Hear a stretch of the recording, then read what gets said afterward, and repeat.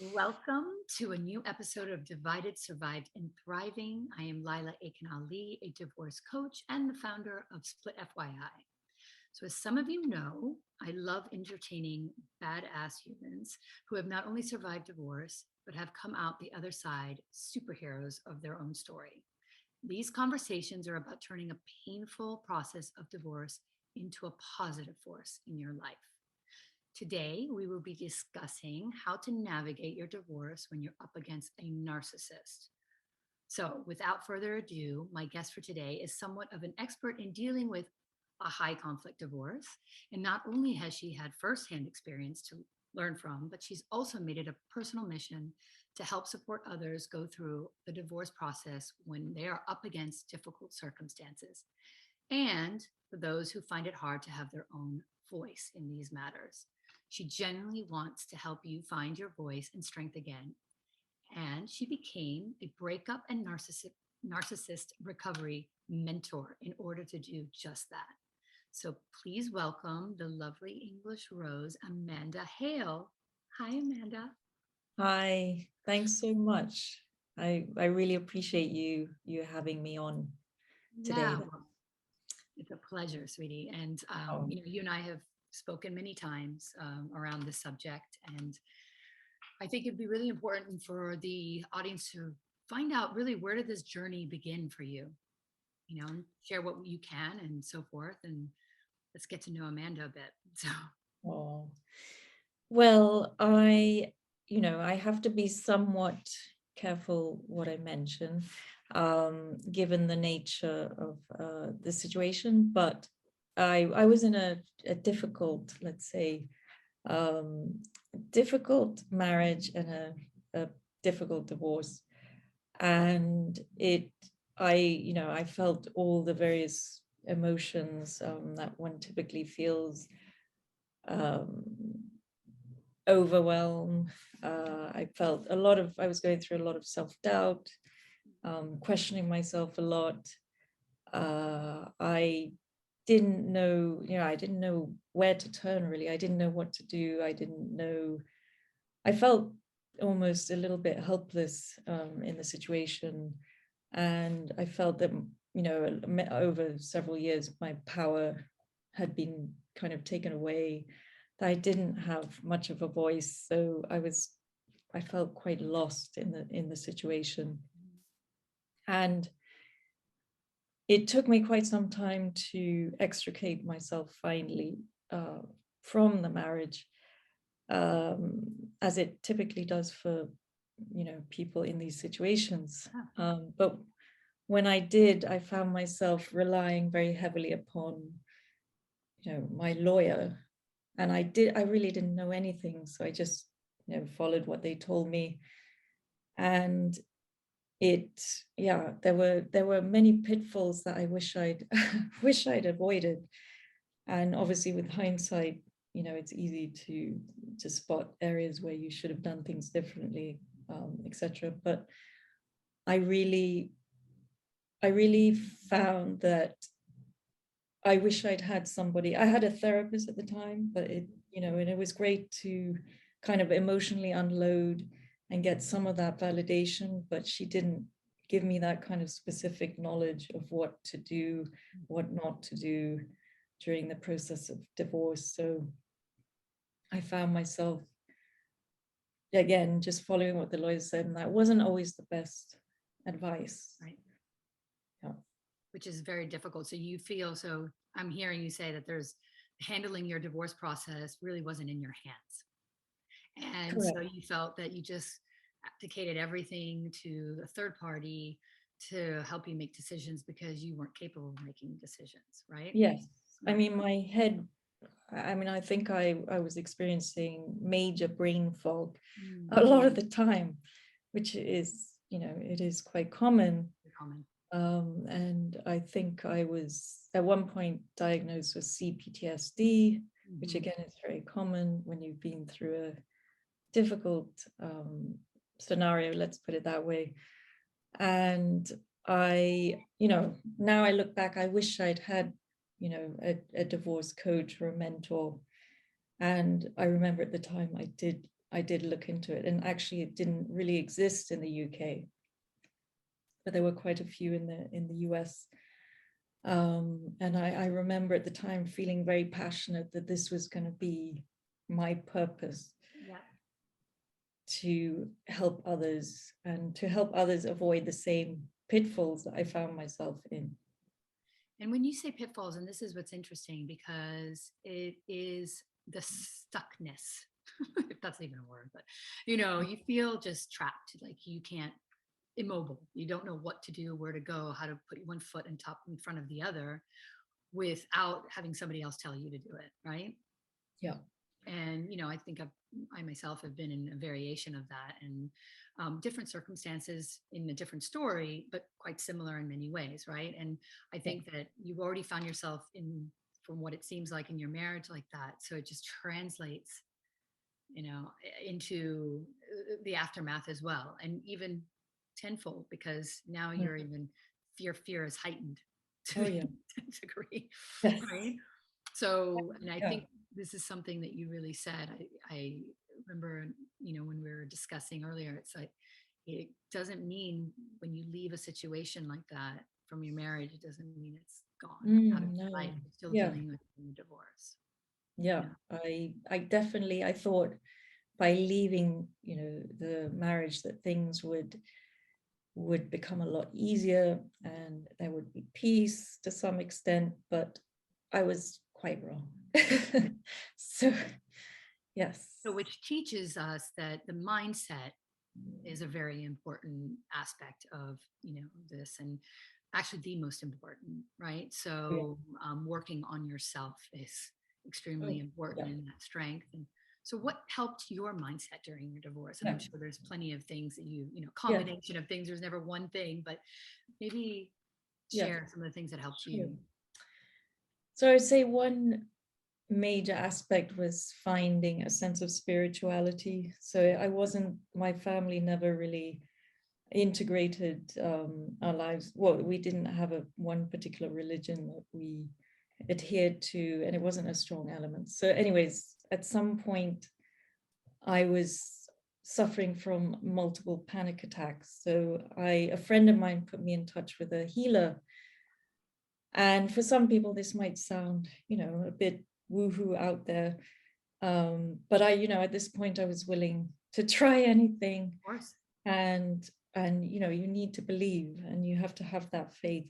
And this lady was instrumental in both never having another panic attack, but also, it was amazing, but also being introduced to the idea of the universe or higher power, and being able to kind of have faith in that and let go to some extent. And the whole concept of, there are certain things that are within your control, but there's so much that you can't, and there's just no point wasting that energy, precious energy, on that stuff. And I think also she introduced me to the idea of there being no coincidences in life. So, and it was an amazing moment, because suddenly all these things started happening in my life, and they were like major signs that I was on the right path. So many times these things would happen that gave me confidence and this reassurance that I was doing the right thing. And she also introduced me to these angel cards, which give you these messages and the same kind of thing. So I would often get the card, "You're on the right path." And it just gave me like some extra comfort. Reassurance. Reassurance. And in the signs of the universe are really important, that we don't see them or hear them when we're so caught up in our fear. And the fact that she taught you how to see those signs and hear them and absorb them is gold dust. So it might sound woohoo to a lot of people, but you know what? That woohoo is really important. And I strongly believe in that as well. Yeah. Yeah. And I mean, a lot of people have heard about the benefit of mantras, but it really, also the same healer, she introduced me to the concept, and it really did make such a huge difference, because it does, help reform new neural pathways. Mm-hmm. And I remember hers, which I still say every so often, to me was, I love and approve of myself exactly as I am. I am safe. Mm-hmm. And she would tell me to look in the mirror as I was saying this and do it again and again and again. And it was very, very powerful. Mm.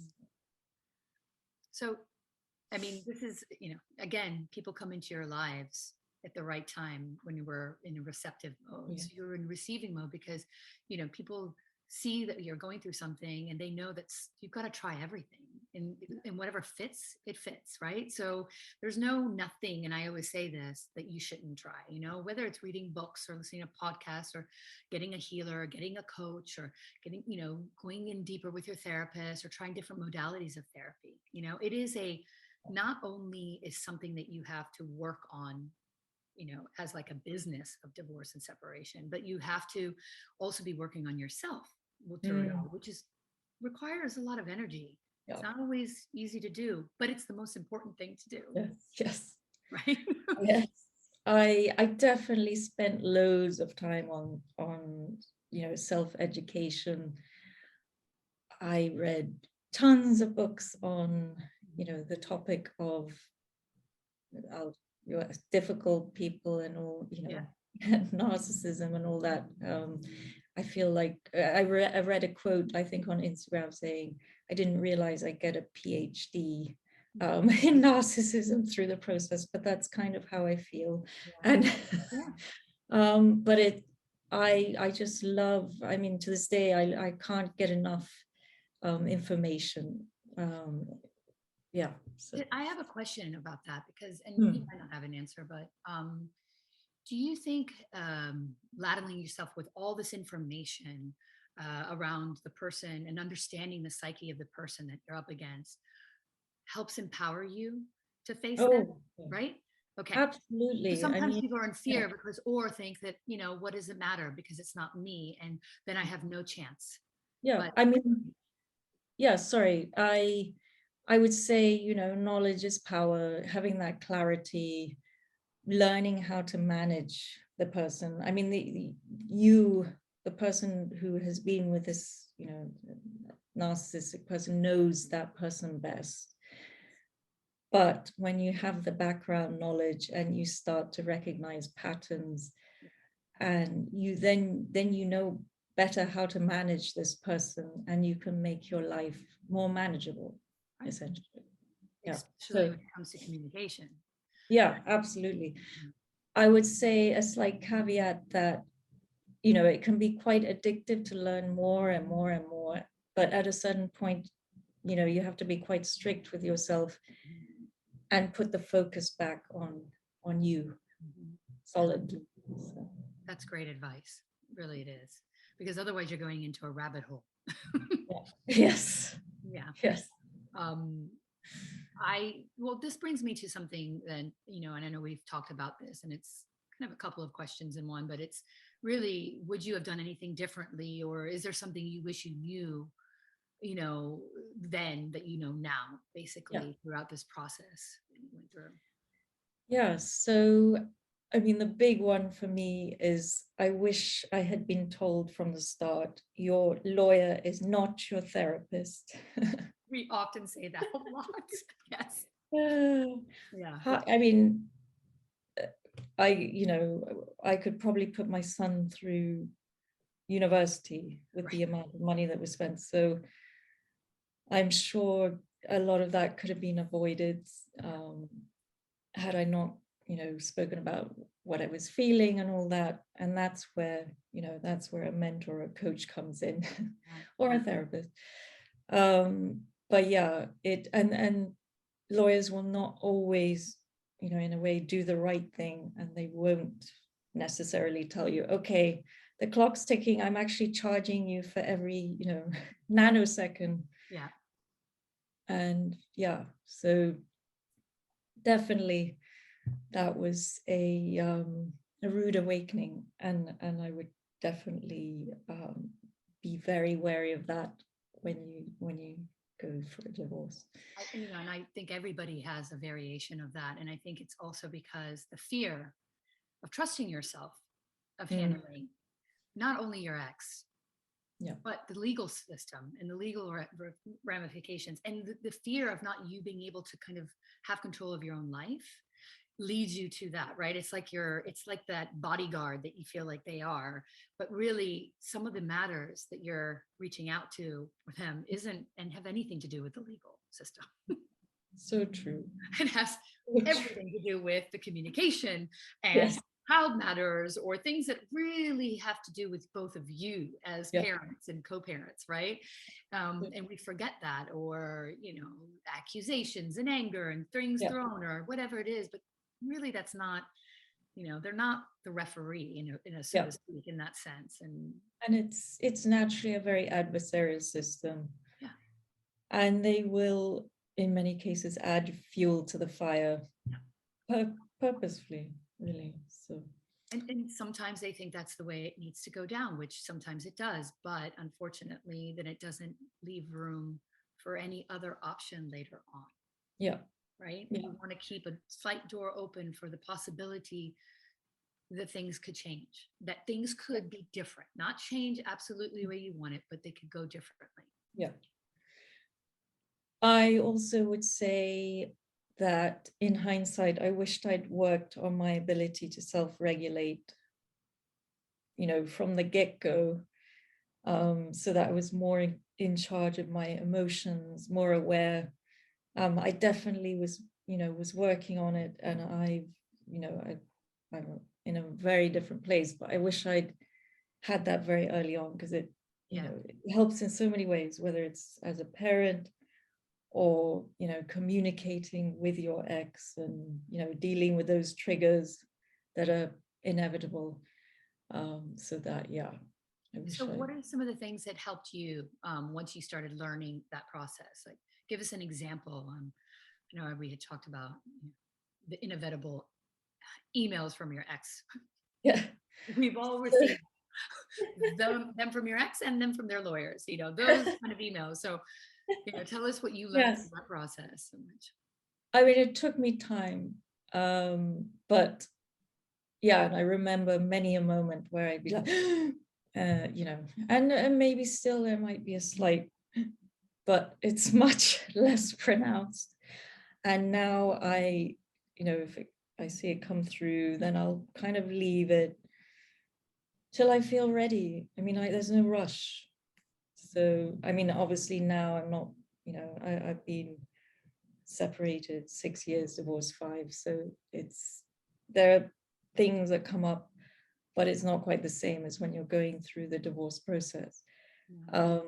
But I will just leave it, and then I'll come back, and then I'll kind of skim read. And if there's something that pertains to our child, then I'll kind of read it again.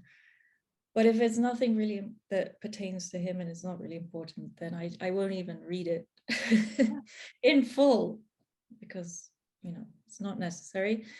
And then if I do have to respond, I will draft something. It's very business-like. You may have heard of, I'm sure the BIF. Oh yeah. I would amend it slightly, so brief, make it brief, informative. I prefer to say polite rather than friendly. That's just because you're very English. Maybe you're already polite. You're already polite. Don't worry. Friendly doesn't quite cut it for me. I don't know. It's just a bit grating for me. So polite, like dear, or regards, whatever, and then firm, right? Firm.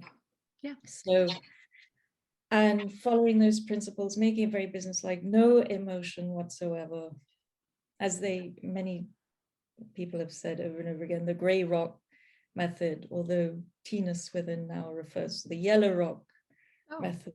Interesting. Yes, which is, if you're going through the divorce process and you're going through court, you have to be really careful about being too gray rock, because then maybe the other side can say, oh, look how she or he handles things, and So just putting in that element of friend politeness or whatever just helps to paint a better picture of who you are. Yeah. And so then, yes, then I would do the draft, and then I might leave it for a bit, and then I'd go back to it, make sure there's absolutely nothing that could trigger anything. And it's very dull. And then I kind of, in a way, close my eyes and press send, and that's it. Right. And not think about it, right? Yeah, and that's it.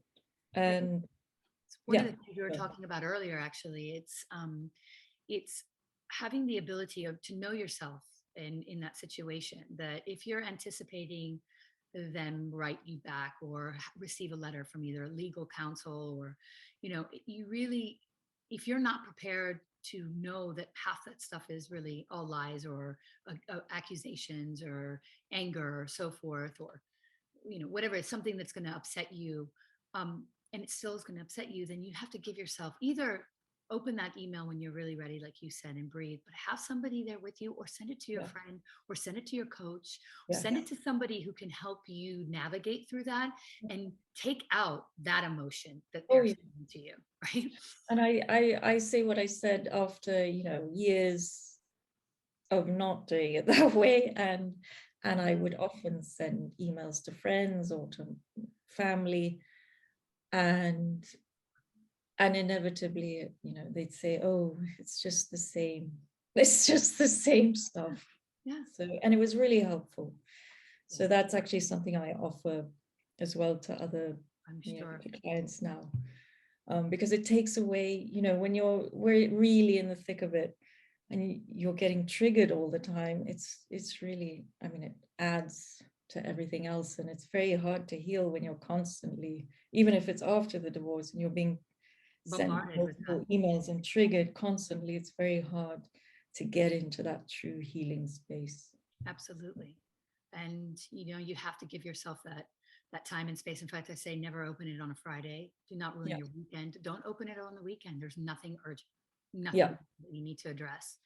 Have those days from Monday and then Thursday, and that's it. Exactly. Your break is Friday to Sunday, and that's it. And buffer that. Utilize the people around you in your support system. So until you get good at it, until that it doesn't, that you realize that, just take what the reality of it is. Take the informative bit, if there's anything informative. And I just want to add that even many years down the line, it's okay that sometimes you'll read something that does make you feel, it's only natural, and healing is not, as we all know, it's not always linear. So don't beat yourself up if every so often you find yourself quite taken aback, because 100%. I'm 13 years on, and I will say that there are still moments where I don't get taken back. I usually now just roll my eyes, but I've got my body still reacts in some way. I'm hoping that will straighten itself out. But there is, there's always that little underlining a bit of a fear that even with communication, that you don't want to bring up a few things because you don't want to open up Pandora's box, right? So then it's up to you and up to us to really navigate that. What is it important? Is it important for us to bring this subject up? Right. And how can we bring it up so that maybe we can, because it is a work, because you're always working up against somebody that has those tendencies, and they haven't been maybe working on themselves. Right. And you can't count for that. But your fear, you've overcome, in the sense that, okay, I have a little tingling, but you know what? Those are my old fears. We've come a long way. I can approach this in a manner that is non-emotional. Yeah, absolutely. And I also want to quickly add that sometimes no response is the best response. Absolutely. Absolutely. Yeah. It might fire them up a little bit more, but yes.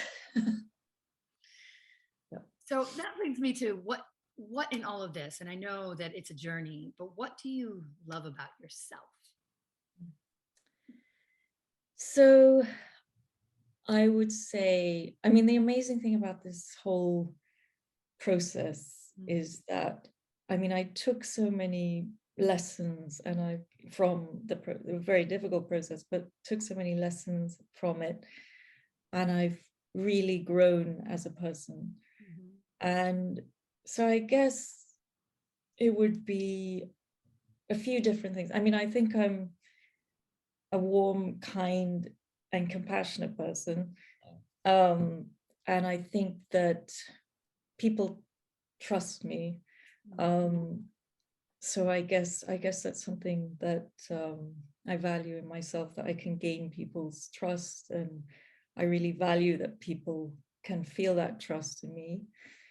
And I'm always seeking to, in a way, better myself so that I can be a better parent, a better friend, better daughter, etc. Mhm. And I don't I used to have this huge fear of failure, but now I see that, mistakes are part of the learning. So I guess I like that. Yeah, I like that I see things in a different way now, that I'm a much more positive person. And yeah, I think. Great. Yeah. I mean, those are a lot of things that you've learned on this journey. And that's what, the gifts, there's always the gifts in the crap. Yes. Sift Yes. through it, and and sometimes we don't see it when we're going through it, but you have to hold on to that belief that they will manifest itself. In the end, you'll realize it. Yeah, Yeah. absolutely. Yeah. And then I always ask my guests, this Yes. has been such a great conversation, by the way, but and I know I told you this, that I always ask everybody, what does thriving mean to you? Well, in this instance, I don't want to mess it up, so I'm actually going to read what I wrote, if that's okay. So, thriving, what it means to me is having overcome extremely difficult challenges, choosing to live life on one's own or my own terms, and becoming a stronger, more enlightened and empowered version of myself. Beautiful. I mean, beautiful. And that is the journey in itself, like what you've gone through. So amazing. Oh, well, I think thank we're gonna you. this has been, I mean, honestly, a great conversation, and I hope it's helped other people understand in the same boat that there is a light at the end of the tunnel. It is a journey. There are people out there who can support you for sure, and really collate those group of individuals. You might have loads of friends, but maybe it's just one or two that really can be objective and supportive, and the persons that you turn to around this communication or what you're going through. Coaches like yourself, who've been there, gone through it, felt it, feel what you are feeling, and can help you navigate all of that. So I really thank you for joining us today. Thank And if you. you do, thank you guys for joining us today too. And if you need any extra support or need to gather information, please join our community at www.splitfyi.com and join our Friday morning coffee talks, where you can find Amanda participating. Great insight and support for others, which is lovely having her. It's not her coffee time morning because she's in the UK, but she's there all smiley with a cup of tea. And you can also find Amanda on our portal at splitfyi.com and on Instagram at narcissism_recovery_mentor, which we will put in the show notes so that you can find her. She's got a lovely Instagram page, very informative, very supportive, and a great community on there. Thank you, Amanda. Thank you so much for having me.